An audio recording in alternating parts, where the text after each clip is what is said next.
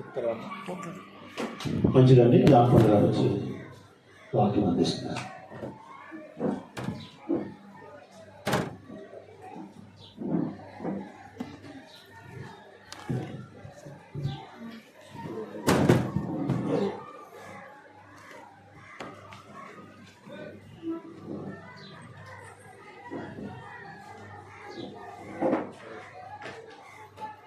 ప్రభునామంలో అందరికీ వందనాలు.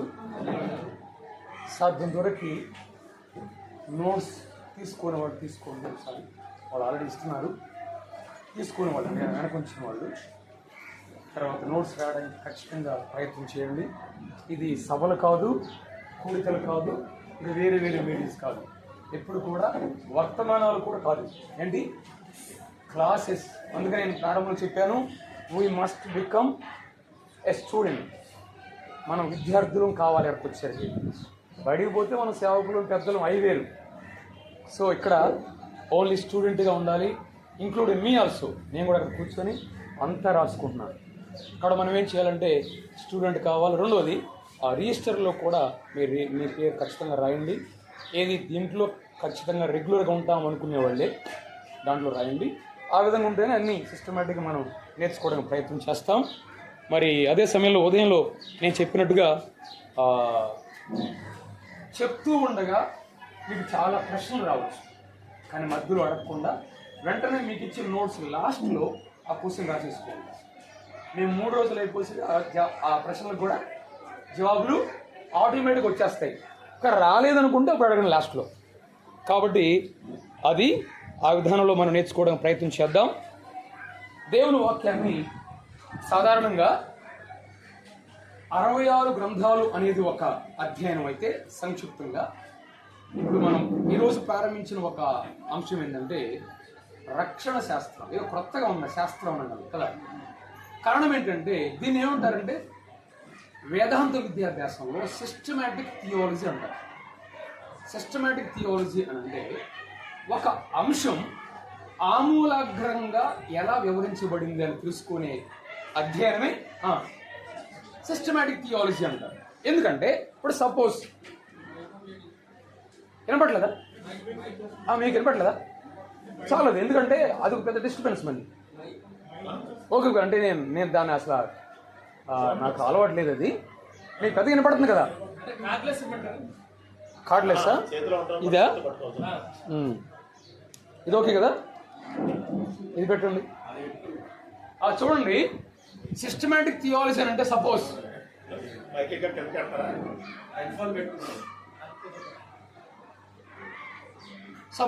ఏం చెప్పండి, అది పరిశుద్ధాత్మ అనే అంశం ఉంది అనుకోండి. ఈ సిస్టమాటిక్ థియాలజీలోకి వచ్చే ఈ సిస్టమాటిక్ థియాలజీ అని అంటే 66 గ్రంథాలలో ఈ అంశాల గురించి ఏం చెప్పబడింది.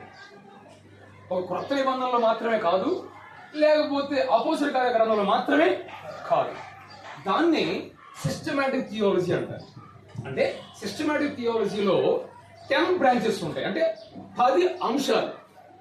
10 అంశాలు అంటే ఈ 10 అంశాలు ఏంటంటే 66 గ్రంథాలలో కాలానుగుణంగా ఎలా అర్థం చేసుకోవాలి మనం అనేది. సపోజ్ ఉదాహరణకి పరిశుద్ధాత్మ గురించి, పాత నిబంధనలో పరిశుద్ధాత్మ గురించి ఎక్కువగా మనకేం కనబడింది అంటే ఆయన వస్తాడు, వెళతాడు. అది పాత నిబంధనలో ఆయన పరిచర్య, దానికి కాదంటలేదు మనం. కానీ అపోస్తలుల కార్యములు ప్రారంభాధ్యాయంలోకి వచ్చేలకే యేసుప్రభువు ఏమంటాడు, నేను వెళ్ళిపోతున్నాను, కొద్ది దినములోగా ఆదరణకర్త లేక పరిశుద్ధాత్మ వస్తాడు, ఆయన కోసం మీరు కనిపెట్టండి అంటారు. ఎంతవరకు కనపడాలన్నాడు ఆయన? కొద్ది దినాలు అన్నాడు. ఎన్ని దినాలు వచ్చినాయి సుమారుగా? అంటే యేసుప్రభువు వారు సమాజం నుండి తిరిగి లేచిన తర్వాత ఎన్ని రోజులు ఉన్నాడు భూలోకంలో? 40 రోజులు. పెంతెకోస్తు అంటే అర్థం ఏంటంటే 50వ దినం. అంటే ఎన్ని రోజులు ఉన్నాయి? ఆ 10 days కనిపెట్టాలి వాళ్ళు. ఎవరి కోసం? పరిశుద్ధాత్మ కోసం. ప్రభు చెప్పింది ఆ కొద్ది దినాల కోసం కనిపెట్టండి అంటే ఈ రోజు కనిపెడుతున్నారు పెంతెకోస్తు వాడు. పెంతెకోస్తు కాదు, ఆ విధమైనటువంటి ఆ కలర్ ఉన్నవాడు మొత్తం కొందరు. అదే దానికి సంబంధించినటువంటి వారు కొందరు. నేను పర్టికులర్గా వాడికి ఎందుకు చెప్పానంటే, అంటే దేవుని వాక్యంలో ఉన్న సిస్టమాటిక్ థియాలజీని మనం నేర్చుకోవాలి. నేను వాళ్ళు విమర్శించడం కాదు, మనం తెలుసుకోవాల్సినటువంటి విషయం ఏంటంటే, ఇప్పుడు ఒక ఆయన కోసం కనిపెట్టాం, ఆయన వచ్చాడు, ఇంకా ఆయన కోసం కనిపెడుతున్నానంటే ఎట్లుంటాడు ఆయన? వచ్చిన ఆయన ఏమంటాడు? ఏమైనా నేను ఎప్పుడు వచ్చానయ్యా అని అంటాడు, నన్ను చూడలేదా అంటాడు. అంటే ఆయన అవమానించినట్టు కదా. అందుకే ఇక్కడ పరిశుద్ధాత్మ అనే అంశం క్రొత్త నిబంధనలో యేసు ప్రభు చెప్పిన తర్వాత పెంతెకోస్తు ప్రభు పరిశుద్ధాత్మ దేవుడు వచ్చాడు. వచ్చిన తర్వాత ఆయన అదే పరిచయం చేస్తున్నాడా? వచ్చిపోతున్నాడా? లేదు కదా. ప్రభు చెప్పాడు యోహాను సువార్త 14వ అధ్యాయంలో, మీలో ఎల్లప్పుడూ ఉన్నడుకై వేరొక ఆదరణకర్తను పంపిస్తాను అన్నాడు. వచ్చాడు, ఇంకా మనలో ఉంటాడు ఆయన. అది నిజంగా తిరిగి జన్మించిన వారికి మాత్రమే అర్థమయ్యే భాష, అవునా కాదు? పరిశుద్ధాత్మ యొక్క నివాసం అనేది ఎవరికి అర్థమవుతుంది? కాబట్టి ఇది పరిశుద్ధాత్మ గురించిన ప్రస్తుతం ఆయన ఏం చేస్తున్నాడు అనేటువంటి అంశంతో మనం పాత నిబంధనలో, ప్రభు కాలంలో, ఇప్పుడు కాలంలో, అంటే ఏ విధంగా చెప్పాలంటే దైవ గ్రంథంలో ఏ అంశమైనా సరే టెన్సెస్ తో చూడాలి. టెన్సెస్ అంటే కాలాలను బట్టి, లేకపోతే నో సెన్సెస్ అంట. మనకు సెన్సెస్ పనిచేయదు ఎప్పుడు టెన్సెస్ లేకపోతే. ఇప్పుడు నేను ఇక్కడికి వచ్చాను అనుకోండి, నేను వస్తాను అంటే వచ్చాను కదా ఆల్రెడీ, ఆ కాలం ఎరగాలి మనకి. అందుకని మనం ఎప్పుడు మాట్లాడినా, ఇప్పుడు ఇంగ్లీష్ వాడో తమిళోడో మనకి తెలుగు నేర్చుకుంటా ఏం మాట్లాడు? టెన్స్ లేకుండా మాడుతుంటారు. నేను వచ్చింది అంటాడు ఆయన మగవాడైనా, అవునా కాదు? అంటే ఏంటి? ఆ పదాలు తెలియక. కానీ ఇక్కడ రాయబడింది దైవ గ్రంథంలో ఏ అంశమైనా సరే టెన్సెస్ ప్రకారము ఒక సిస్టమేటిక్ స్టడీ తీసుకొచ్చినటువంటి విధానమే మనం నేర్చుకునే క్రిస్టియన్ లేకపోతే సిస్టమేటిక్ థియాలజీ అంటారు. దీంట్లో ప్రధానంగా ముందు మీరు రాసుకోండి, దీన్ని ఏమంటారంటే fundamental doctrines of the Bible. రాసుకోండి, ఫండమెంటల్. ఐ థింక్ అన్న తెలుగులో చెప్తే బాగుంటుంది అనుకుంటున్నాను. ఫండమెంటల్ డాక్ట్రిన్స్ ఆఫ్ బైబిల్ చెప్పండి, మీరు చెప్పండి, రాసుకోవడం బాగుంటుంది. బైబిల్ యొక్క ప్రాథమిక సిద్ధాంతం, అది ప్రాముఖ్యమైన. ఓకే, బైబిల్ యొక్క ప్రాముఖ్యమైన సిద్ధాంతములు. బైబిల్ యొక్క ప్రాముఖ్యమైన సిద్ధాంతములు, ఇంగ్లీష్లో fundamental doctrines of the Bible.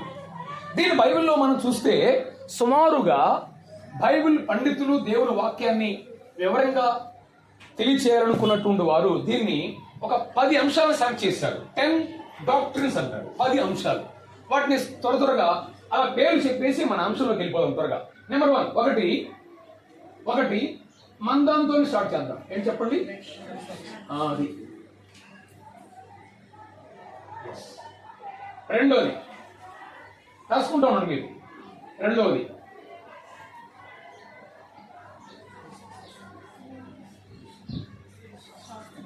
క్రీస్తు శాస్త్రం.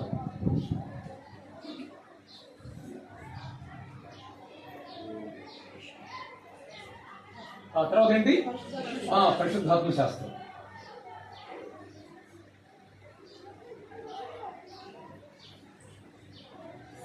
సంఘ శాస్త్రం.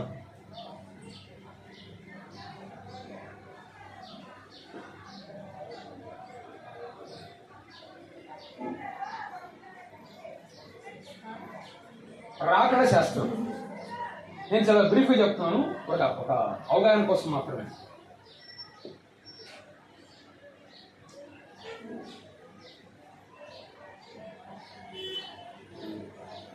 దేవదూతల శాస్త్రం.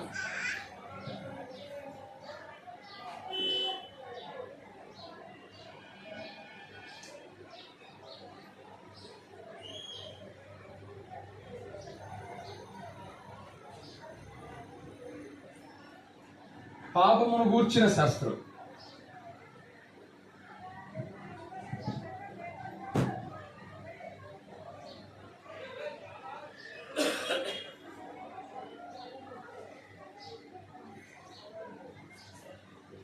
ఏంటిది? మానవ శాస్త్రం. 9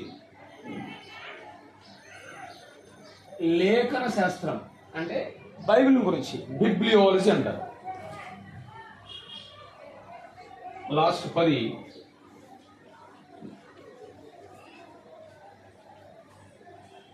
దేవశాస్త్రం, ద స్టడీ ఆన్ గాడ్. దేవశాస్త్రం. సో సింపుల్గా మనకి ఈ ప్రధానమైనటువంటి 10 అంశాలు ఈ సిస్టమాటిక్ థియాలజీలో మనకు ఉంటాయి. రక్షణ శాస్త్రం, క్రీస్తు శాస్త్రం, పరిశుద్ధాత్మ శాస్త్రం, సంఘ శాస్త్రం, రాకడ శాస్త్రం, దేవదూతుల శాస్త్రం, పాపం కూర్చిన శాస్త్రం, మానవ శాస్త్రం, లేఖన శాస్త్రం. దేవశాస్త్రం అంటే దేవుని గురించినటువంటి శాస్త్రం అది. సో మనం ఈ శాస్త్రాల గురించే మనం ముందున్న నెలల్లో మనం నేర్చుకుంటాం. బ్రదర్ చెప్పారు కదా 4 సెమిస్టర్స్ ఉంటాయని. 4 సెమిస్టర్స్ అంతే కదా, అంటే 4 కానీ 3 కానీ 3 days. సో వాటిలో మనం ఈ ముఖ్యమైన వాటి గురించి అదే సమయంలో ఇప్పుడు అన్నగారు బైబిల్లో ఒక పుస్తకాన్ని తీసుకున్నారు మనకి. ఏంటది? తెస్సలోనిక మొదటి పత్రిక. దాన్ని బైబిల్ సర్వే. సిస్టమేటిక్గా కొన్ని పుస్తకాల అధ్యయనం కూడా మనకు కొనసాగుతుంది. దీన్ని ఒక్క సంవత్సరంలో నేర్చుకోవడానికి సాధ్యం కాకపోవచ్చు, కానీ నేర్చుకుంటూ మనం ఉండాలి. దాన్ని ఒకవైపు ప్రాక్టికల్గా సంఘ సత్యం మనం నేర్చుకోవడం ఎంతైనా ఆశీర్వాదకరం. ఓకే, మనం దాన్ని మన మనసులో పెట్టుకుందాం. ప్రాముఖ్యమైన కొన్ని అంశాలు కూడా మధ్యలో తీసుకురావడం జరుగుతుంది. మన అసలు శాస్త్రంలోకి వెళ్దాం. ఇప్పుడు చెప్పండి, ఏంటిది? రాసుకున్నట్టే కదా? ఓకే, ఉదయకాలం మనం నేర్చుకున్న రక్షణ శాస్త్రంలో మనకు అర్థమయ్యే తెలుగు భాషలో ఫస్ట్ హెడ్డింగ్ పెట్టుకున్నాం. ఏంటది? గొప్ప రక్షణ. ఓకే, అయితే నా మౌత్ పట్టుకోవడానికి చెప్పండి. అట్లా ఓకేనా? వినపడిద్దా? Right, very good. చూడండి, రెండోది హెడ్డింగ్ పెట్టుకోండి, అవసరమైన రక్షణ. ఏంటి? అవసరమైన రక్షణ. మన రెండో హెడ్డింగ్ అవసరమైన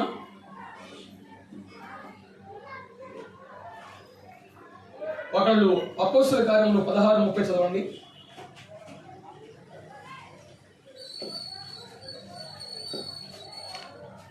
వాడి వెలుగును తీసుకొచ్చి అయ్యలారా రక్షణ పొందుటకు ఏమేమి చేయవలెనను అందుకు వారు ప్రభు అయిన యేసునందు విశ్వాసం ఉంచుము, అప్పుడు నీవును నీ ఇంటి వారును రక్షణ పొందుదురు అని చెప్పి.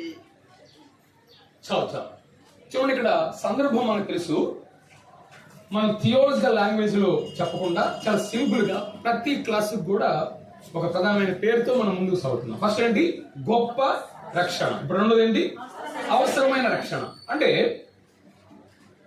మానవుడు ఎంత పతనమైనా కూడా ఆత్మీయమైన విషయాలలో తప్పకుండా అవగాహన లేకుండా లేడు అని చెప్పాలి మనం. ఎందుకంటే ఇప్పుడు ఈ రోజున చాలాసార్లు చెప్తుంటారు, ఏమండి అసలు సువార్త విన్న వాడు చాలా మంది ఉన్నారు కదా, వాడు రేపు దేవుడు దేన్ని బట్టి వాడిని శిక్షిస్తాడు లేదా అనుమతిస్తాడు పరలోకానికి అనే ప్రశ్నలు కూడా ఉన్నాయి. కానీ ఇక్కడ మనం జ్ఞాపకం చేసుకోవాల్సింది ఏంటంటే, చూడండి, ఒక అద్భుతమైన సంగతి ఏంటంటే మానవుడు ఎంత పతనమైనా కూడా, how much man is failure or sinner, దేవుడు అవగాహన లేకుండా చేయలేదు మానవునికి దేవుని గురించి. అందుకనే ప్రతి మానవుడికి కూడా 3 గురించి తప్పనిసరిగా అవగాహన ఉంది. వాటిని జ్ఞాపకం చేయబోతున్నాను. నెంబర్ 1, దేవుని గురించిన అవగాహన. ఒకటి ఏం చెప్పండి? దేవుని గూర్చిన అవగాహన లేని వాడు ఎంతమంది?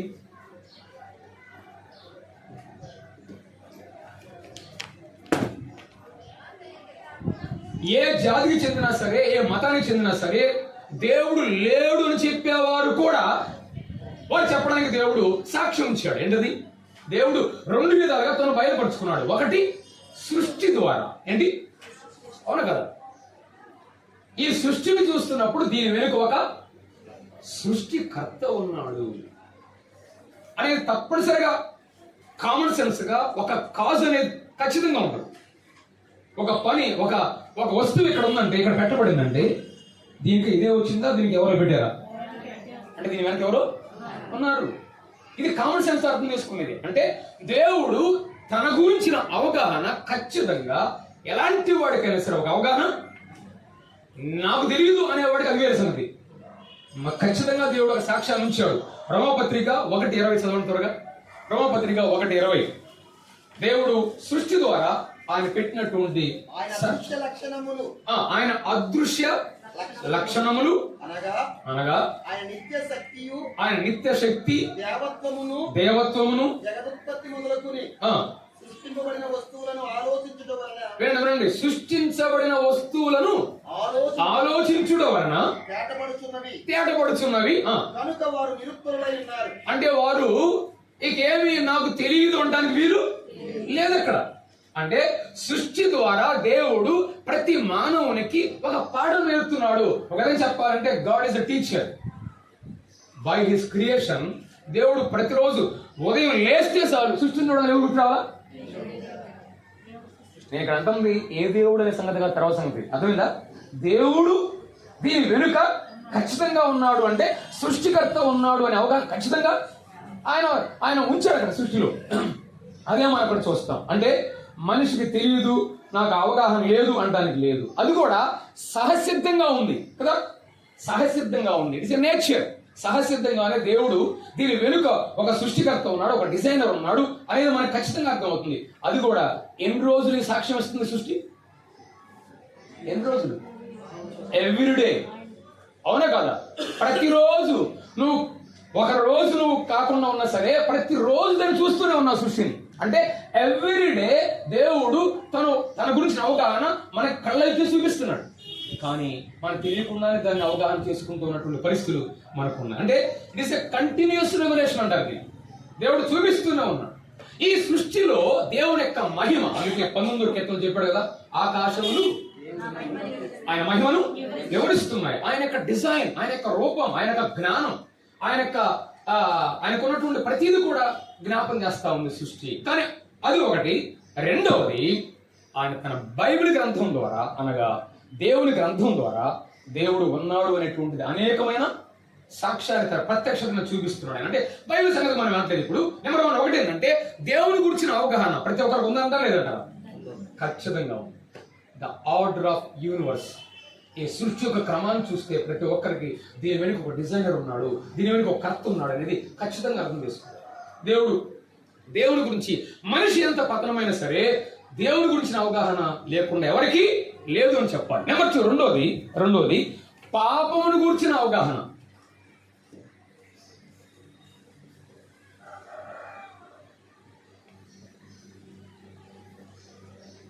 దేని గురించి? పాపం గురించి అవగాహన ప్రతి ఒక్కరికి ఉందంటారా లేదంటారా? ప్రపంచంలో పాపం ఎంతగా ఉందనంటే చెప్పలేనంత, అంతగా పెరిగిపోయింది. కొందరు ఏమంటారు, మేము మంచివాళ్ళం, మాకు ఎవరు అవసరం లేదు అనేవారు ఉన్నారు. అసలు మాకేం అవసరం లేదు, మా జీవితంలో మాకు తెలిసి మేము ఏ పాపం చేయలేదు అనేవారు ఉన్నారు. కానీ వినండి, ఈరోజు మనిషి తను ఏదో చెయ్యాలి, ఏదో ఒకటి చెయ్యాలి, నా జీవితంలో ఎదుర్కొన్నటువంటి ఒక సమస్యకు ఏదో ఒకటి పరిష్కారం ఉంది, ఏదో ఒకటి చెయ్యాలి అనేటువంటి భావనలో ప్రయాసపడుతున్నాడు. అవునా కాదు? చాలా విషయాల్లో అంటే ఆయన చేసే వేరే వేరే రూట్లు చాలా ఉంటాయి. కొంతమంది పరిహారం కోసం, వారి యొక్క సమస్య యొక్క నివారణ కోసం ఎన్నో ప్రయత్నం చేస్తున్నారు లేదా? అంటే దాని వెనుక ఏముందని? వారి జీవితంలో ఏదో లోటు ఉంది, లోపం ఉంది, ఖచ్చితంగా పాపం ఉంది. అంటే తమ్ము నమ్మే దేవుని నుండి అడ్డగించేది ఏదో ఉందని ఖచ్చితంగా నమ్ముతున్నారు. అదే పాపం. అంటే తమ్మును నమ్మే దేవుని నుండి వాళ్ళు ఏ దేవుని నమ్ముతున్నారో, ఏ శక్తిని నమ్ముతున్నారో దాని వెనుక మనల్ని ఆయన దగ్గరికి వెళ్ళనీయకుండా చేస్తున్న ఒకటి ఖచ్చితంగా ఉంది. అదేంటిది? పాపం. అదే తప్పు, అదే లోపం. అంటే దాని గురించి, పాపాన్ని గురించిన అవగాహన ఎవరికి లేకుండా దేవుడు చేయలేదు అని చెప్పాలి. బైబిల్లోనికి వెళ్ళట్లేదు మనకి. కామన్ గా ప్రతి మానవునికి దేవుడు అవగాహన కలిగించిన 3 విషయాలు. ఒకటి దేవుని గురించిన అవగాహన, రెండోది పాపాన్ని గురించిన అవగాహన, మూడోది మీరే జ్ఞాపకం చేస్తారు. పాపం ఉందంటే ఖచ్చితంగా ఏం చేయాలనుకుంటున్నారు? పరిహారమును గూర్చి. అవును కదా? పరిహారం చేయాలంటే మనకు బాగా తెలుసు, పురాతన కాలం నుంచి కూడా ఇప్పుడు కూడా చాలా, ఒకప్పుడు మనం కూడా ఏం చేసాం? కొలుపులు చేసాం లేదా? కొంతమంది. ప్రతి మనిషి కూడా ఎక్కడున్నా సరే వారి యొక్క పాపాన్ని లోపాన్ని సరిచేసుకోవడానికి మా కుటుంబాల మీద మా మీద ఏది రాకుండా ఉండాలని ఏదో ఒక ప్రయత్నం, పరిహారణ గురించిన ప్రయత్నాలు చేస్తున్నటువంటి వారు ఎప్పటికీ ఉన్నారంటే మానవునికి పరిహారణ గురించిన అవగాహన కూడా ఖచ్చితంగా ఉంది. మాకు లేదు అనటానికి లేదు. ఆ దేవుడి కొరకు బౌలులు అర్పణలు తెస్తున్నారు లేదా? ఎందుకు? దేవుడిని ఆనందింప చేయాలి, ఆ దేవుణ్ణి అంగీకరింప చేయడానికి. వారి మధ్య ఎవరో ఒక అవసరత ఉండాలి, వారి మధ్య ఒక పని జరగాలి అనేటువంటి ఒక విధంగా మానవుని యొక్క రక్షణ పరిహారం కోసం ఏదో ఒకటి మేము చేయాలి అనేటువంటి అవగాహనతో ఉన్నారంటే దేవుడు చూడండి, మానవునికి ఈ 3 విషయాల్లో అవగాహన ఖచ్చితంగా దేవుడు ఇచ్చాడు. నువ్వు ఎంత పతనమైన వాడైనా, ఎంత నాకు ఏమి తెలియదు అనుకున్నా సరే, దేవుడు తనను గురించి ఈ 3 ప్రత్యేకమైనటువంటి అంశాలు అవగాహనతో ఉన్నాయి. ఇది ఎప్పుడైతే మనకు అర్థమవుతుందో, ఇవి అవగాహనతో ఉన్నాం కాబట్టి ఖచ్చితంగా దేవునికి మానవునికి మధ్య ఏమున్నప్పుడు ఒక అడ్డుగోడ, దేవునికి మానవునికి మధ్య ఒక అడ్డుగోడ ఖచ్చితంగా ఉంది. అదే అపోస్తలుడైన పౌలు ఎఫెసీ పత్రికలో రాస్తూ అంటాడు ఆయన, ఏముందంట? వారి మధ్య గోడని యేసుప్రభువు వారు చేశాడు, పడగొట్టాడని రాయబడింది. అడిగితే ఇక్కడ ఆటంకాలకి, ఈ దేవునికి మానవునికి మధ్య ఉన్నటువంటి ఆటంకాలని, ఆ ఆటంకాలు ఏంటో తెలిస్తే ఏ విధంగా ఆ రక్షణ దేవుని దగ్గరికి వెళ్ళాలో మనకి అర్థమవుతుంది. అంటే ఆటంకాలు అర్థమైతే రక్షణ యొక్క, ఇక్కడ చూడండి, ఇక్కడ రక్షణ యొక్క అవసరం తెలుస్తుంది. ఆటంకాలు తెలియకపోతే మనకి ఆ రక్షణ యొక్క అవసరత లేదు. సపోజ్ నాకు వ్యాధి ఏందో తెలిస్తే కదా నేను ఎక్కడికి వెళ్ళేది? డాక్టర్ నాకు అవసరం లేదు. నాకు రోగం ఉన్నా కూడా నాకేం లేదు అనుకున్నాను అనుకో, నాకేం అవసరం లేదు, డాక్టర్తో కూడా పని లేదు, అదేదో నేను అనుభవిస్తాను అనుకోవడం. అంటే ఇక్కడ ఎప్పుడైతే దేవునికి నీకు మధ్య వెళ్ళడానికి ఆటంకం కలుగజేస్తుందో, ఆటంకాలు మనం ఎప్పుడైతే ఎరుగుతామో అప్పుడే నాకు ఈ అవసరం ఏంటో అర్థమవుతుంది. అందుకే కదా పౌలే ఉన్నాడు, అప్పుడే చెరసాల నాయకుడు ఏమన్నాడు? అయ్యలారా, రక్షణ పొందుటకు నేనేమి. అసలు వాస్తవానికి చెరసాల నాయకుడు అడిగింది రక్షణ గురించా? అసలు నిజమైన రక్షణ గురించి అడిగింది ఆయన? ఏ రక్షణ గురించి అడిగాడు ఆయన? అయ్యలారా, రక్షణ పొందుకు నేనేం చేయాలంటే ఇప్పుడు ఆయన సుమారు చెప్పారు. అసలు అక్కడ ఏమొచ్చింది? అంతకు ముందే భూకంపం ఏమొచ్చింది? వచ్చిందా? చెరసాల గదులు లేకపోతే తలుపులు ఇవన్నీ ఏమైనా అందరూ వెళ్ళిపోయారని కూడా అనుకున్నాడు. కానీ ఎందుకు భయపడ్డాడంటే రోమా ప్రభుత్వం యొక్క కఠినమైన శిక్ష ఎలాంటిదంటే, ఒక్క ఖైదీ పోయినా కూడా ఎవరికి ప్రాణాపాయం? చెరసాల నాయకుడు. అక్కడ పోతే ఇప్పుడు చూస్తుంటే అసలు అన్ని కదిలిపోయి వీళ్ళందరూ వెళ్ళిపోయారు అనుకున్నాడు కదా, పారిపోయారు అనుకుని తనను తాను హాని చేసుకోవాలనుకున్నా. అంటే రోమా ప్రభుత్వం యొక్క చేతిలో పడేకండి, నాకు నేను చచ్చిపోతే బెటరో, వాడు హింసించి హింస నేను అనుకున్నాడు. దాని విషయంలో అడిగాడు పౌలు గారిని, ఏమని? అయ్యలారా, మిమ్మల్ని అందరిని ఎక్కడే ఉంచి నన్ను నేను కాపాడుకోవాలంటే ఏం చేయాలయ్యా? ఇది అర్థం అసలు ఏం చెప్పండి. నేను హాని చేసుకోకుండా ఎక్కడ ఉండాలంటే పౌలు గారు దాన్ని ఇంకో విధంగా మార్చేశాడు. ఏమన్నాడు? నీవు యేసు ప్రభువుని విశ్వాసం ఉంచుము, అప్పుడు నీవు నిండు వారు రక్షణ పొందుతారు. ఏం చెప్పి రక్షణ పదం లేదు, ఇది రాబోయే రక్షణ గురించి చెప్పాడు. అంటే రాబోయే శిక్షను తప్పించేటువంటి రక్షణ గురించి అని చెప్పాడు. అంటే ఎప్పుడైతే తనకు ఆ ఆటంకం ఏందో అర్థమైందో, ఇప్పుడు ఏమర్థమైంది? రక్షింపబడాలి, నేనేం చేయాలో చెప్పండి అన్నాడు ఆయన కదా. అప్పుడు అవసరమైన దానికి వెంటనే చెప్పినప్పుడు పౌలు గారు దానికి వివరణ ఇచ్చాడు. ఎవరు అవసరం అంటే నీకు రక్షకుడు అవసరం, ఆయనే ప్రభు అయిన యేసు ప్రభువుని విశ్వాసం ఉంచు, అప్పుడు నీవు మాత్రమే కాదు నీ ఇంటి వారు కూడా రక్షణ పొందుతారన్నాడు.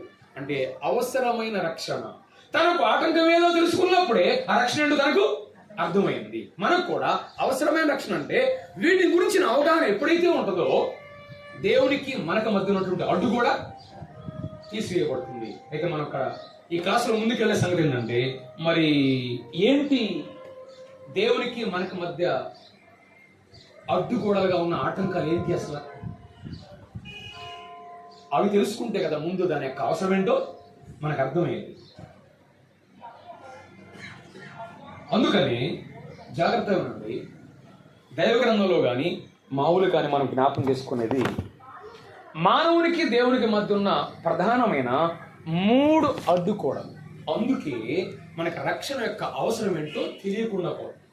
ఆ అవసరం ఏంటో జ్ఞాపకం చేస్తాం. త్వరగా చూడండి, 3 ప్రాముఖ్యమైన మాటలు. దేవునికి మానవునికి మధ్య అడ్డుగోడలుగా ఉన్న ప్రధానమైన అంశాలు. మొట్టమొదటి దేవుని పరిశుద్ధత. దేవుని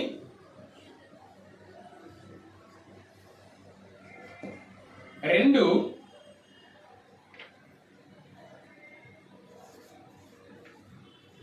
మానవుని పాపం. 3, పాపమునకు శిక్ష.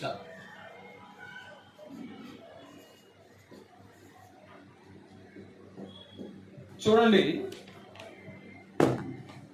ఈరోజు దేవునికి మానవునికి మధ్య ఉన్నటువంటి అడ్డుగోడలు ఏమిటంటే, ఆటంకపరుస్తున్న ఆటంకాలు ఏంటంటే ఈ 3 ప్రధానమైనవి. ఒకటేంటి చెప్పండి? దేవుడు పరిశుద్ధుడు కనుక పాపి అయిన మనుషుడు ఎల్లగలడా ఆయన దగ్గరికి? ఫస్ట్ గోడ. రెండోది ఏంటి? మానవుని యొక్క పాపం. మూడోది ఏంటి? ఆ పాపానికి ఏముంది వాడి మీద? శిక్ష ఉంది కనుక శిక్షించబడేవాడు ఆయన దగ్గర వెళ్ళడానికి వీలు లేదు. వ్యతిరేకం గోడది. అంటే ఈ 3 ప్రధానమైన మాటలు ఒక్క ఉపమానంలో వేసి కూడా వాడు తేల్చి చెప్పాడు. ఎక్కడదంటే తప్పిపోయిన కుమారుడు. తప్పిపోయిన కుమారుడు యొక్క ఉపమానం తెలుసు కదా మనకి. ఆ ఉపమానంలో ఏం చదువుతాం అక్కడ? అతను రియలైజ్ అయినప్పుడు, తెలుసుకున్నప్పుడు, బుద్ధి వచ్చినప్పుడు అతను అన్న మాట ఏమిటి తెలుసా? తప్పిపోయిన కుమారుడు దూరదేశానికి వెళ్ళిపోయాడా? దూరం కావడానికి, ఇప్పుడు తిరిగి రావడానికి, తిరిగి బ్రతకడానికి, తిరిగి తండ్రి వద్దకు రావడానికి, దూరం నుండి దగ్గర చేయబడాలంటే అతనికి 3 పరిస్థితులు ఎదురైనాయి. ఖచ్చితంగా ఈ 3 ఏమిటి తెలుసా? ఒకటి, నా తండ్రి యొద్ద ఏంటంట సమృద్ధిగా ఆహారం ఉన్నది. అంటే అతడు బుద్ధి వచ్చినప్పుడు ఏం గుర్తు చేసుకున్నాడు? తండ్రి ఏంటి? అక్కడ కనీసం దాసుడికే ఆహారం దొరుకుతుంది, నాకు ఇక్కడైతే ఆకలితో ఏమవుతున్నాను? చచ్చిపోతున్నానంటే నేను ఇప్పుడు తండ్రికి ఎలా ఉన్నాను? దూరంగా ఉన్నాను. తండ్రికి దూరంగా ఉంటే కారణం ఏంటి? తప్పిపోయాను. అంటే దేవుని పరిశుద్ధత, ఆయన తండ్రి, నేను దూరంగా ఉన్నాను. అందుకే నన్ను అడ్డం చేసింది ఏంటంటే దేవుని యొక్క స్థానం, పరిశుద్ధత. దేవుని పరిశుద్ధత నన్ను దూరం చేసింది. నెంబర్ 2, రెండోది ఏం ఒప్పుకున్నాడు? వచ్చి రాబోయే ముందు ఏమంటాడు? నేను పరలోకమునకును నీకు విరోధంగాను పాపము చేసి. రెండోది ఏంటి? పాపం. నెంబర్ 3, మూడోది ఏమన్నాడు? నేను ఇక్కడ ఆకలి చేత చచ్చిపోతున్నాను. అంటే శిక్ష. ఇక్కడ చచ్చిపోతున్నాను అంటే అదే కదా కారణం అదే. మానవుని మీద ఏముంది? పాపమునకు శిక్ష. ఈ 3 కారణాలను బట్టి తండ్రికి అతను ఎలా ఉన్నాడు? దూరంగా ఉన్నాడు. తండ్రి కుమారుణ్ణి వేరు చేయడానికి ప్రధానమైన 3 కారణాలు: దేవుని పరిశుద్ధత, మానవుని యొక్క పాపం, మూడోది పాపమునకు శిక్ష. ఈ 3 గురించి మనం చాలా సంక్షిప్తంగా నేర్చుకోవడానికి ప్రయత్నం చేయబోతున్నాం. చాలా జాగ్రత్తగా మనం వాటిని నోట్ చేసుకునే ప్రయత్నం చేయండి. ఇది రాసుకున్నాం కదా? ఓకే. మళ్ళా దేవుని పరిశుద్ధత అనేటువంటి హెడ్డింగ్ పెట్టండి.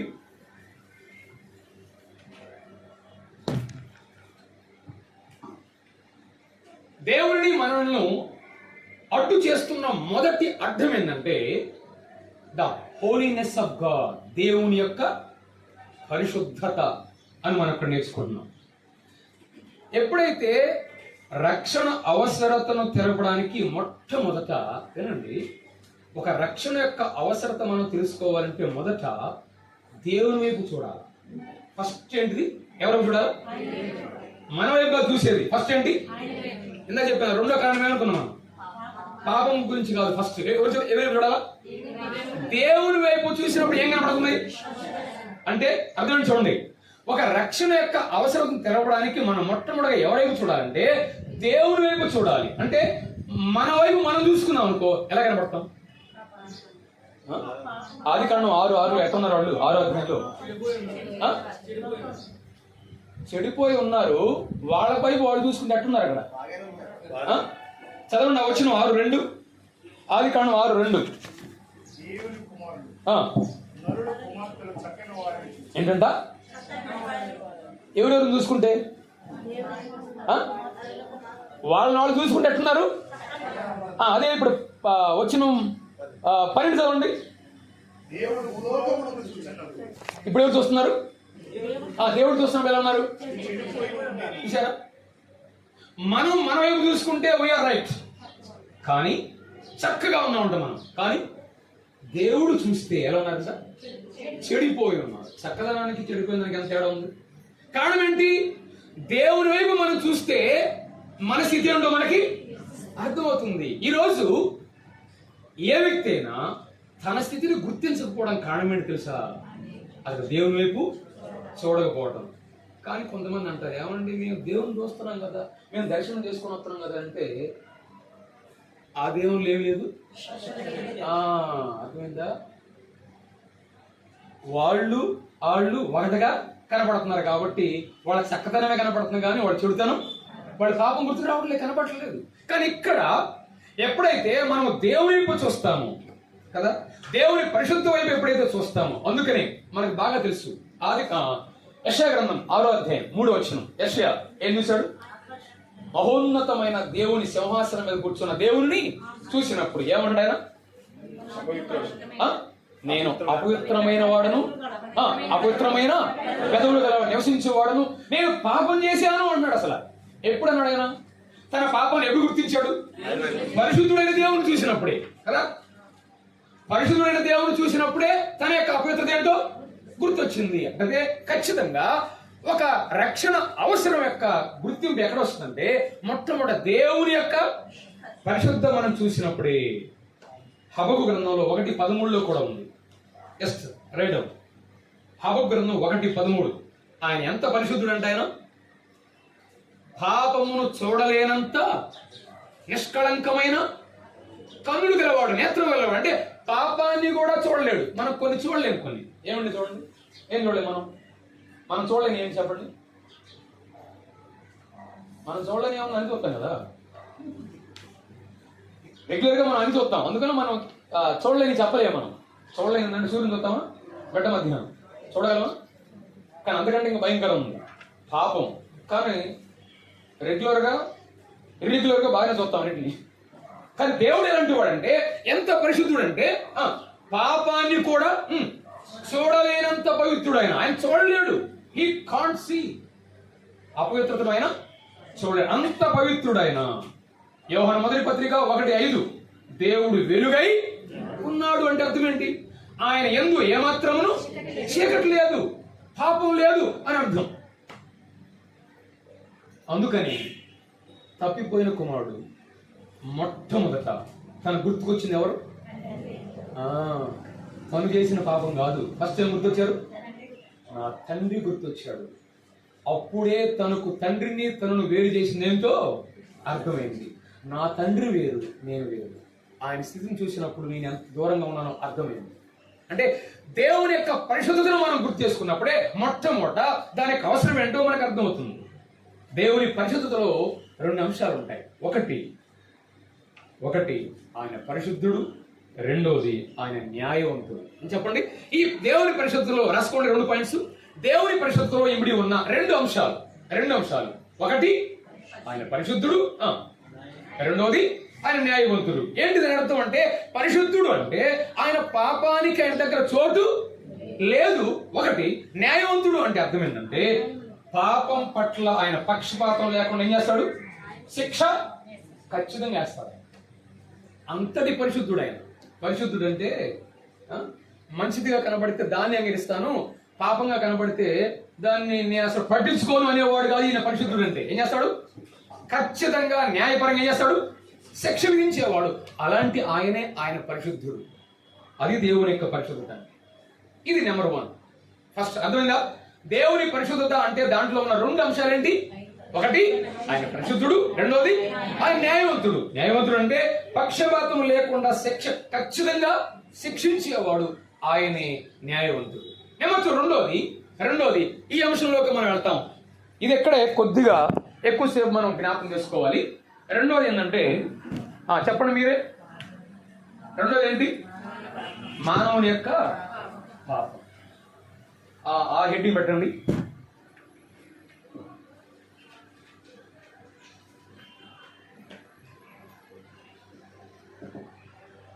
చూడండి, ఇక్కడ మానవుని యొక్క పాపం అనేటువంటి అంశం అని మనం ముఖ్యంగా దాన్ని జ్ఞాపకం చేసుకొని మనం త్వరగా మూడోది కూడా జ్ఞాపకం చేసి ఆగిపోదాం.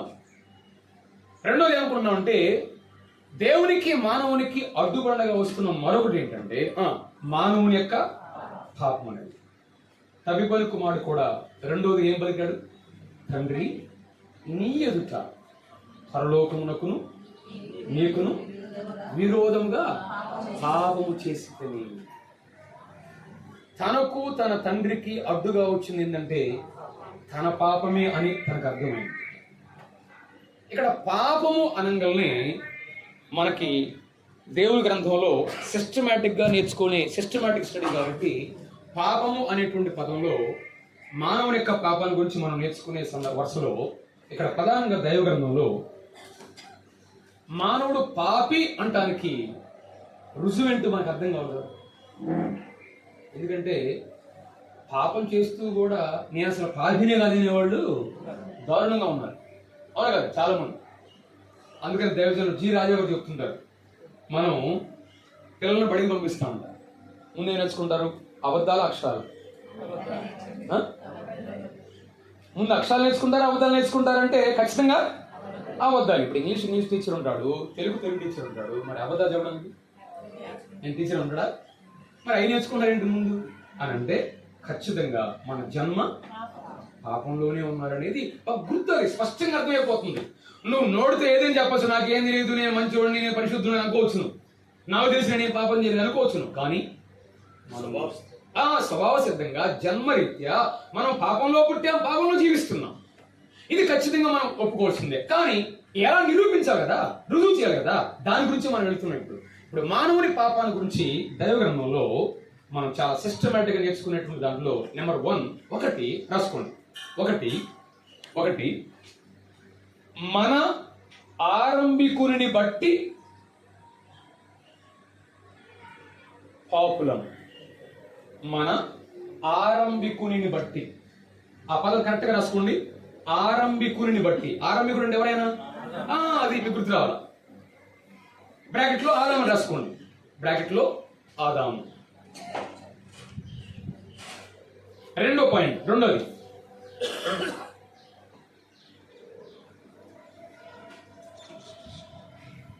మనకు అతని ద్వారా వచ్చిన పాపం. దాని వివరంగా తర్వాత చెప్తాను, ముందు రాసుకున్నాం 3 పాయింట్స్. మనకు అతని ద్వారా వచ్చిన పాపం. నెంబర్ 3 దీని బ్రాకెట్లో మనమే అని రాసుకోండి, బ్రాకెట్లో మనమే. మూడో చెప్తున్నాను, రెండో దానికి బ్రాకెట్లో చెప్పాను.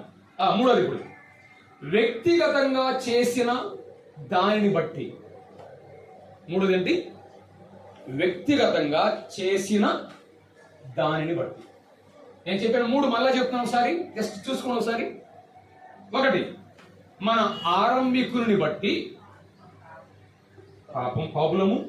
2 మనకు అతని ద్వారా వచ్చిన పాపం. 3 వ్యక్తిగతంగా చేసిన దానిని బట్టి పాపం. ఈ 3 చాలా దైవ గ్రంథంలో చాలా క్రమంగా సిస్టమేటిక్ గా మనం తీసుకొచ్చినటువంటి పదాలు. వీటి గురించి ఎప్పుడైతే మనం అర్థం చేసుకుంటామో ఈ పాపాన్ని గురించి కానీ నేను ఎంతో చెప్పాను. ఈ 10 బ్రాంచెస్ లో ఒక శాస్త్రం ఉంది, దేని మీద ఉంది కదా. అప్పుడు ఇంకా వివరంగా మీరు అడిగి తెలుసుకోండి. దాని గురించి లోతు నేను అంటలేదు ఇక్కడ, కానీ అవసరమైన కొన్ని మాటలు ఇక్కడ ఖచ్చితంగా చెప్పాలి. ఎందుకంటే మానవుని యొక్క పాపం అనేది దేవునికి మనల్ని అడ్డుబండగా తీసుకొస్తుంది. ఏంటి మానవుని పాపం అంటే 3 విధాలుగా మనము పాపంలో ఉన్నాము అనేది రుజువు చేస్తా ఉంది. 1 ఇప్పుడు చెప్పండి. 1 మన ఆరంభికుని బట్టి. ఎవరు మన ఆరంభికుడు? ఆదాము. దీనికి ఇప్పుడు హెడ్డింగ్ పెట్టండి సెపరేట్ గా. మన ఆరంభికుని బట్టి పాపము అంటే దానికి రెఫరెన్స్ రోమపత్రిక 5వ అధ్యాయం 12 నుంచి 14 వచ్చిన. రోమపత్రిక 5వ అధ్యాయం 12 నుంచి 14 వచ్చిన. ఇప్పుడు చూడండి అక్కడ ఏముందంటే, ఒకసారి చదవండి. వచ్చిన 12 వచ్చిన. ఒక మనుషుని ద్వారా ఎవరైనా విడిగా ఉన్నవాడు తీసినవాడు చదవండి. ఎట్లనగా ఆ, ఒక మనుషుల ద్వారా పాపమును ఒక మనుషుని ద్వారా పాపమును ఆ, పాపము ద్వారా మరణమును ఉమ్, లోకములో ఎలాగూ ప్రవేశించెనో చాలు చాలు చాలు. ఒక మనుషుని ద్వారా పాపము మరణము ఏం చేసిందంట? ప్రవేశించిందన్నాడు. ఆ మనుషుడు ఎవరు? ఆదాం.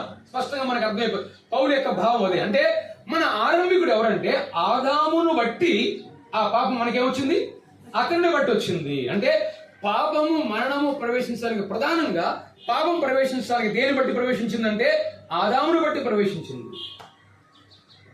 ఆదామును బట్టి ప్రవేశించిందంటే ఆదాము ద్వారా వచ్చింది కాదు. దానికి తేడా తర్వాత చెప్తాను. ఫస్ట్ ఏంటంటే అసలు ఆయన బట్టి వచ్చింది ప్రవేశం వచ్చింది లోకానికి. సపోజ్ మన ప్రధానమంత్రి గారు ఉన్నారు, వేరే దేశం వెళ్ళి ఆ దేశంతో మన దేశంతో వ్యాపార లావాదేవీల్లో ఒప్పందం కుదుర్చుకున్నారు. అక్కడ ఈయన సంతకం పెట్టాడు, ఆయన సంతకం పెట్టాడు. మన ప్రధానమంత్రి గారు సంతకం పెట్టారంటే ఆయన ఒక్కడ సంబంధించిందా, దేశానికి మొత్తం సంబంధించిందా? ఆయన అక్కడ సరిగ్గా ఉన్నా దేశం మొత్తం మీదకి వచ్చింది. ఆయన సరిగ్గా లేకపోయినా ఆయన కూడా సంబంధించింది కాదు అది. అంటే మన దేశానికి ఎవరైనా ప్రధాని అంటే ఇంకో మాట ప్రతినిధి కదా. Is a representative. అంటే అతనిని బట్టి దేశం మొత్తం మీదకి వచ్చింది. అంటే ఆదాము చేసిన పాపాన్ని బట్టి మనకి ఏమొచ్చింది? వచ్చిందా కాదా? ఖచ్చితంగా ఆదాములో మనం ఉన్నాం కనుక పుట్టక ముందే ఆ పాపం మన మీదకి ఖచ్చితంగా ఇస్తుంటే అతన్ని బట్టి మనం పాపాత్ములయ్యాం. అంటే మనం ఆదాము అనేటువంటి ఆ పాత్రలో మనం ఉన్నాం అక్కడ. అందుకే ఆదికాండం 5వ అధ్యాయంలో ఆదాము యొక్క సంతానం ఏం రాయబడింది? అక్కడ దేవుని స్వరూపం పోయిందంట. ఏ స్వరూపం వచ్చిందంట? అతని రూపమును ఆదాము యొక్క పోలికలోకి వచ్చేసాం అక్కడ. అంటే అర్థం ఏంటి? ఆదామును బట్టి మనం పాపంలోకి వచ్చాము. దీన్ని ఏమంటారంటే ఇది పాపం ద్వారా మరణం ఎలాగూ ప్రవేశించాము. ఏ మరణం ఇది? భౌతికమైన మరణం, ఫిజికల్ డెత్. దీన్ని మీరు అక్కడ రోమపత్రిక 5వ అధ్యాయంలో చూసుకుంటే సుమారు అక్కడ 4 విషయాలు ప్రవేశించినంట భూలోకంలో. రోమపత్రిక 5వ అధ్యాయంలో 4 విషయాలు ప్రవేశించాయి. ఏమిటి? మన దేశం ఇప్పుడు 2 చెప్పుకున్నాం. ఏంటి? పాపము, మరణం. ఇంకా 2 ప్రవేశించింది అక్కడ. ఏమిటి తెలుసా? ధర్మశాస్త్రం, కృప. 4 ప్రవేశించింది అక్కడ. అంటే ప్రపంచాన్ని 4 ప్రవేశించి ఏల్తని అంట. ఏమేంటి అవి? పాపము, మరణము, ధర్మశాస్త్రము, కృప. వాస్తవానికి కృప ఎప్పటి నుంచో ఉంది, నిత్యత్వం నుండి. కానీ ప్రత్యేకంగా ప్రవేశించింది ధర్మశాస్త్రం తరువాత. కానీ ఈ 3 మాత్రం మధ్యలో ప్రవేశించింది. ఏమిటంటే పాపము, పాపం ద్వారా మరణము, మరణం దేన్ని బట్టి? ధర్మశాస్త్రాన్ని బట్టి. ధర్మశాస్త్రం ఉంటేనే పాపం అని తెలిసిందా, లేకపోతే తెలిసిందా? అంతే కదా. ట్రాఫిక్ రూల్స్ ఉంటేనే వాడు పట్టుకునేది. ట్రాఫిక్ రూల్ లేకపోతే ఎవడు పట్టుకోడు, వెళ్ళిపోవచ్చు కదా. కాబట్టి ధర్మశాస్త్రం అనేది నీ నా పాపం యొక్క స్థితిని ఏంటో తెలియజేసింది. దీన్ని బట్టి ఇక్కడ మొట్టమొదటిగా మనం అర్థం చేసుకునేది మానవుని యొక్క పాపం అంటే ఎలా రుజువు చేయగలమంటే మన ఆరంభికులను బట్టి ఆయన చేశాడు. కాబట్టి మనం కూడా మన ప్రతినిధి, మానవ జాతికి ప్రతినిధి ఎవరు ఇక్కడ? Adam, first man. అతడు చేసిన దాన్ని బట్టి మనం కూడా అది ఖచ్చితంగా. అందుకని బిడ్డ జ్వరం వస్తే ఎవరు పత్తి ఉంటారు? చూసారా? ఎలా వచ్చిందంటే ఆయన పాపం చేస్తే నాకనంటే ఇది అర్థమైతే మనకు అర్థమైంది. ఆయన రిప్రజెంటేటివ్, ఆయన ప్రతినిధి ఆదాం మన మానవ జాతికి. నెంబర్ 2, రెండోది త్వరగా చూడండి. రెండోది ఆరంభికుని నుండి కూడా వచ్చింది. అర్థమైందా? ఒకటి ఆయనను బట్టి వచ్చింది, ఆయన చేశాడు కాబట్టి. రెండోది ఆయన నుండి కూడా వచ్చింది. ఎఫెసు పత్రిక 2వ అధ్యాయం మొదటి 2 వచనం చదవండి త్వరగా. ఎఫెసు పత్రిక 2వ అధ్యాయం మొదటి 2 వచనం. మీరు మీ అపరాధముల చేతను పాపముల చేతను మీరు చచ్చిన వారై ఉండగా. అంటే నేను ఇప్పుడే చెప్పినట్టుగా ఆయన బట్టి మాత్రమే కాదు, ఆయన నుండి కూడా వచ్చింది. దీన్ని అంటారు జీన్స్ అంటారు. ఏంటంటే జనరేషన్ పై జనరేషన్ ఏమవుతుంది? కొంతమందిని చూస్తే ఉంటారు, అచ్చం మీ నాన్నలాగానే ఉండాలి అంటాం, అచ్చం ఎమ్మలాగానే ఉంటాం. అర్థం ఏంటి? వాళ్ళ నుండి జీన్స్. ఈ జీన్స్ కాదు, ఇవి చూడం మనం. ఏంటి? రోగం మాత్రమే చూస్తాం. వారిలో ఉన్నది ఇంకోటి ఉంది. అసలు ఏంటది? పాపం. ఇది తరము నుండి తరానికి వస్తూ ఉంది. అందుకనే దావీదు కూడా 57వ కీర్తనలో జ్ఞాపకం చేశాడు, నేను పాపములో పుట్టినవాడు. పాపంలో పుట్టినవాడు అంటే అర్థం ఏంటి? కొంతమందికి పదార్థం తీసుకున్నారు, ఏంటి తెలుసా? వాడు తల్లి పాపం చేసిందండి అందుకు ఆయన పుట్టిన. నో, దాని గురించి కాదు అక్కడ రాసింది. ప్రతి మానవుని యొక్క జన్మ జనరేషన్ బై జనరేషన్ పాపంలో కొనసాగుతున్నాం. దాన్ని బట్టి ఇక్కడ తరం వెంబడి తరం పాపం ఇక్కడ కనబడింది. ఉదాహరణ చెప్పాలంటే మనకు అర్థమయ్యే భాషలో ఆదాము అనే నది మనకుండి, నది ఆదాము అనే నది ఉంది. ఆ నదిలో నీళ్లు మనం తాగితే ఏమవుతుంది? మనందరం ఆదాము నదిలో నీళ్లు తాగామా లేదా? తాగిన ప్రతి ఒక్కరికి ఆ నీళ్ళ నుంచి ఏమొచ్చింది? మనకి పాపం. అదే ఇక్కడ దేవుడు కూడా ఏమన్నాడు ఏదైనా తోటలో, ఆదాము నీవు పండు తిను దినమున నిశ్చయముగా చచ్చదవు, నిశ్చయంగా చచ్చదవు అన్నాడు. మరి చచ్చిపోలేదు. ఎప్పుడు చచ్చిపోయాడు? పండు తిన దినమునే చనిపోయాడు. అవునా కాదా? ఉదయకాలం చూసే మనం ఆత్మకే ప్రభావం మొట్టమొదటిగా తీసుకొచ్చింది. ఆయన భౌతికంగా ఎప్పుడు చచ్చిపోయాడు? 930 సంవత్సరాలు చనిపోయాడు. ఆయన శరీరంగా చనిపోయింది, కానీ ఆత్మీయంగా వెంటనే చనిపోయాడు. అంటే అసలు చావు అంటే మరణం అంటే ఏం చెప్పేది? ఎడబాటు, సపరేషన్. చచ్చిపోయాడు అంటే ఏంది? దూరం అయ్యాడు, వేరు కావడం, ఎడబాటు కావడం. అదే మనం ఇక్కడ జ్ఞాపకం చేసుకుంటున్నాం. సపోజ్ మనకి ఒక పుష్పాల ఉద్యానవనానికి వెళ్ళాము, పువ్వులు ఉన్నటువంటి ఉద్యానవనానికి వెళ్ళాము. కత్తెర తీసుకుని పువ్వును అలా కట్ చేసాం, చేతిలో తీసుకున్నాం. మీరు చెప్పండి, కట్ చేసిన వెంటనే పువ్వు వాడిపోయిందా? ఎప్పుడు వాడిపోద్ది? సాయంత్రానికో కొద్ది కాలానికి, అప్పటికప్పుడే వాడిపోద్దా? ఆదాము కూడా అదే. పండు తిను దినమనే క్షణమనే అతను చచ్చిపోయాడు, కానీ 930 సంవత్సరాలు వాడిపోయాడు. అర్థమైందా? ఇట్ టేక్ టైం తీసుకుంది.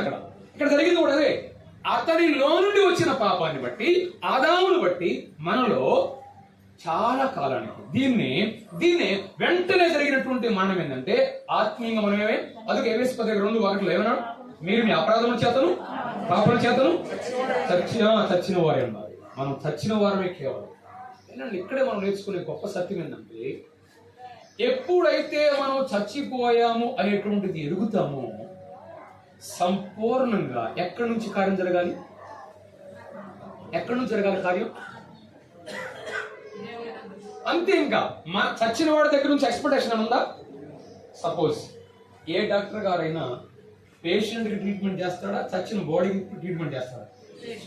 ఎక్కడైనా విన్నారు మీరు? చచ్చిన బాడీకి ట్రీట్మెంట్ చేసేవాళ్ళు సంగతి, దాని సంగతి పక్కన పెట్టండి. దాని గురించి కాదు మన ఇక్కడ డిస్కషన్. ఏంటి? పేషెంట్ కి డాక్టర్ ట్రీట్మెంటే గానీ ఒకసారి చనిపోయాడు అంటే ఏం చేస్తాడు డాక్టర్ గారు? తెల్ల బట్టాల గొప్పతాడు, తీసుకెళ్ళాడు. ఎప్పుడు మనిషి చేతులు ఎత్తేస్తాడో అక్కడి నుంచి ప్రారంభమవుతుంది దేవుని కార్యం. అర్థమైందా? నేను పాపం చేతను అపరాధం చేతను చచ్చాను అన్నప్పుడే ఎవరి కార్యం ప్రారంభిస్తాడు? అంతే. దాన్నే రక్షణ అనేది, దాన్నే అసలైనటువంటి కార్యం అనేది. అందుకే అపోస్తలుడైన పౌలు 2వ అధ్యాయంలోనే ఇది మీ వలన కలిగింది కాదు, అది దేవుని కృపావరమే. మీరు దేవుని కృప చేతనే రక్షించబడి ఉన్నారు. మన కృషి చేత కాదు, ఆయన కృప చేత. అది ఆయన కార్యం మాత్రమే. అందుకని ఈరోజు మనం జ్ఞాపకం చేసుకోవాలంటే ప్రధానంగా దీనిలో నుంచి ఒక డాక్టర్ ఏ విధంగా పూర్తిగా చనిపోయిన తర్వాత తను కాదు అంటాడు. మానవ ప్రయత్నం ఎక్కడ ఆగిపోద్దో అక్కడే దేవుని ప్రయత్నం ప్రారంభమవుతుంది. దాన్ని మనం ఇక్కడ జ్ఞాపకం చేసుకుంది. దాన్ని ఇక్కడ పాపము, అపరాధము అనేది. నెంబర్ 3, మూడోది చెప్పండి. మూడోది ఏంటి?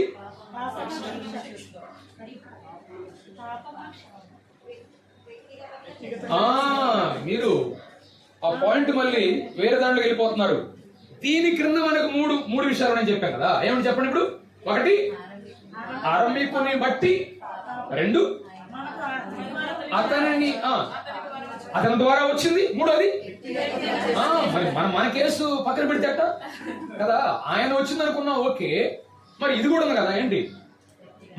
మన వ్యక్తిగతంగా ఇప్పుడు చూడండి, వ్యక్తిగతంగా చేసిన పాపాన్ని బట్టి మన ఎక్స్రే చూపించమంటారా ఒకసారి?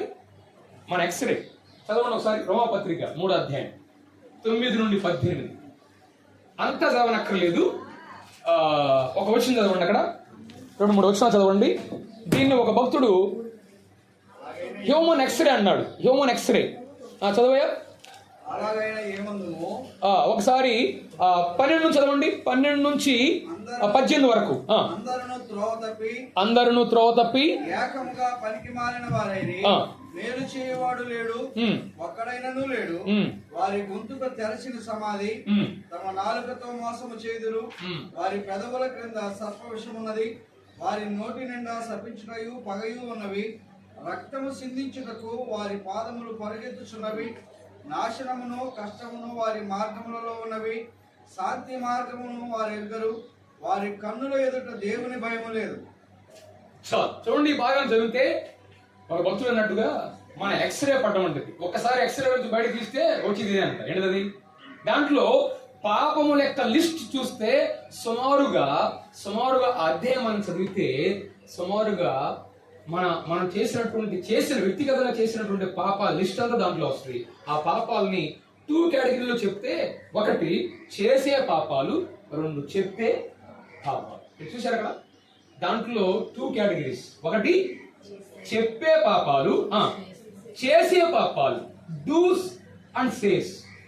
మనం చేసే ఉన్నవి, చెప్పే ఉన్నవి. చెప్పేవాడితో ఎక్కువ పాపం ఉందంట అక్కడ. చూసారు మీరు ఆ భాగాలు ఏంటో? 5 రకాల భాగాలు ఉపయోగించాడు అక్కడ. ఏంటిది? 1 గొంతుక, 2 నాలుక, 3 పెదవులు, 4 నోటి నిండా, 5 పాదములు. చూసారా? ఇవి ముఖ్యంగా చెప్పాలంటే ఈ పార్ట్స్ లో నుంచే ఎక్కువగా, అంటే చెప్పేవి చేసే 2 దాంట్లో భాగాలుగా తీసుకురాబడింది. అంటే ఖచ్చితంగా మనం వ్యక్తిగతంగా చేసిన దాని పాపాన్ని బట్టి మనం ఎలాంటి వారం అంటే, పాత నిబంధనలో కుష్ఠరోగి ఎలా ఉంటాడు? ఒకవేళ పాడలోకి రావాలంటే ఎలా వెళ్ళాలంట? ఇలా అడ్డం పెట్టుకొని నేను అపవిత్రుణ్ణి అదంటే మన పొజిషన్ అక్కడ.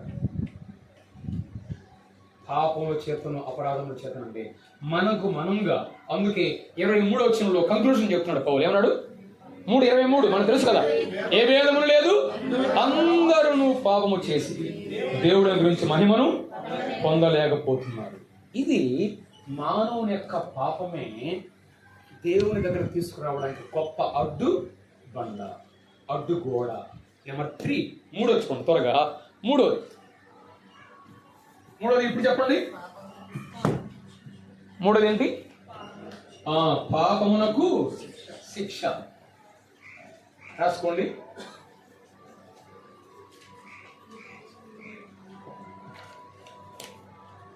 పాపమునకు శిక్ష. మనకి ఈ 3 కూడా ప్రధానంగా ఒక ఉపమానం మీద బేస్ చేసుకుంటున్నాం మనం కదా. ఒక ఉపమానం మనకు అర్థమైంది, అందుకే ఈ 3 అర్థమైపోతాయి మనకి ఈజీగా. అందుకే నేను ఆ ఉపమానాన్ని కూడా దీంతో కంపేర్ చేస్తున్నాను. 3వ మాట ఏం చెప్పాడు తప్పిన కుమారుడు? నేను ఇక్కడ ఆకలి చేత చచ్చిపోవచ్చున్నాను అంటే ఏముంది? పాపానికి ఏముంది? శిక్ష ఉంది. కానీ ఏం చేయాలి అతను? తండ్రే వచ్చాడా, అతనే వెళ్ళాడా? అంటే ఆయన రక్షణ అనేటువంటిది ఎవరికి ఇస్తాడు? ఆయన ఉదయకాలం చెప్పాం ఒక మాట, కోరుకుని వారికి యెహోవా రక్షణ కలుగు చేయువాడు. కీర్తన 12:5. దేవుడు అనర్హుడిని రక్షిస్తాడు, అయోగ్యుని రక్షిస్తాడు, అపవిత్రుని రక్షిస్తాడు. కానీ అయిష్టమైన వాడిని దేవుడు రక్షించలేడు. ఆయన ఏం చేయలేడు. ఇంకా నాకు ఇష్టం లేదంటే ఎవరిని బలంతో చేయడు. ఆయన చేసే కార్యం అదే. పాపానికో శిక్ష ఉంది, అదే మనం ఇక్కడ చదువుతున్నాం. రోమపత్రిక 3వ అధ్యాయం 19-20 చదువుతున్నాము. మనం దేనికి పాత్రమయ్యామంట? ఇక్కడ రాయబడింది కదా. 3వ అధ్యాయం 19 వచనం ఏమన్నాడు?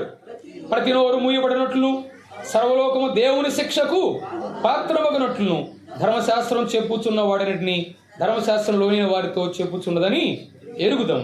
ఏలయనగా ధర్మశాస్త్రంలోని క్రియల మూలంగా ఏ మనుషుడును ఆయన దృష్టికి నీతిమంతుడు తీర్చబడడు. ధర్మశాస్త్రం వలన పాపమనగా ఎట్టుదో తెలియబడుచున్నది. అంటే ఖచ్చితంగా పాపమునికి ఏముంది? శిక్ష ఉంది. మనందరం మృతులు అయ్యాం పాప విషయంలో. తప్పకుండా దేవుని యొక్క ఆయన ఇచ్చే రక్షణ అవసరం తెలియాలి అంటే దేవునికి మనలను అడ్డుపరిచే ఈ 3 ప్రధానమైన అడ్డుగోడలు ఖచ్చితంగా మనం వేరగాలి. ఒకటి, ఇప్పుడు చెప్పండి సంక్షిప్తం మొత్తం. ఒకటి, దేవుని యొక్క పరిశుద్ధత, మానవుని యొక్క పాపము, మూడవది పాపమునకు శిక్ష. ఎప్పుడైతే ఈ 3 అడ్డుగోడలు ఉన్నాయని మనం ఎరుగుతామో ఖచ్చితంగా నాలో ఉన్న లోపం ఏంటో నాకు అర్థమవుతుంది. అప్పుడే చెరసాల నాయకుడు అడిగినట్టుగా ఏం చేయాలి? అయ్యలారా, రక్షణ పొందుటకు నేనేమి చేయను. ఈ కార్యం చేసేది పరిశుద్ధాత్మ దేవుడు నేటి దినాల్లో చేసే కార్యం అదే. ఆయన చేసే ప్రకటన, ప్రేరేపణ, ఒప్పింపు చేసేది ఆయన. కాబట్టి నెంబర్ 2, ఈ అంశంలో మనం నేర్చుకున్న 2వ లెసన్ ఏంటంటే అవసరమైన రక్షణ. ప్రభు ఈ మాటలు మన కొరకై దీవించినగా ప్రార్థన చేద్దాం. కృపగలిగిన మా ప్రియ తండ్రి, దేవుడైన మా ప్రియ ప్రభు అని కొన్నారు. మా మనస్సులో ఆ మాటలు నింపండి, అర్థమవునట్లుగా చేయండి. నీ కృపను మేము గ్రహించి నీ కొరగా జీవించడానికి సహాయం చేయండి. మరోసారి మీ రాసిన ద్వారా మరో క్లాస్ జ్ఞాపకం చేయబోతుండగా సహాయం చేయండి. క్రీస్తు యేసు నామమున ప్రార్థించి వేడుకొనుచున్నాము తండ్రి, ఆమేన్.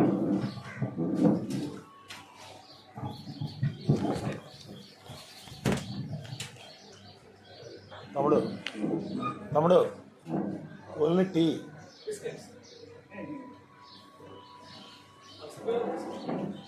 సరే మంచిదండి. దేవుడి మహాకృప చేత ఇంతవరకు దేవుడు తన దాసుని బలపరిచి ఇచ్చిన ఈ చక్కని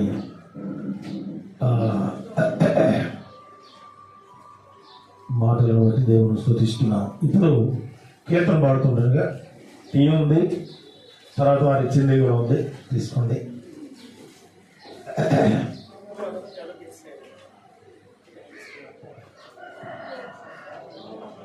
బాలరాజు గారు వచ్చి కీర్తన పాడతారు.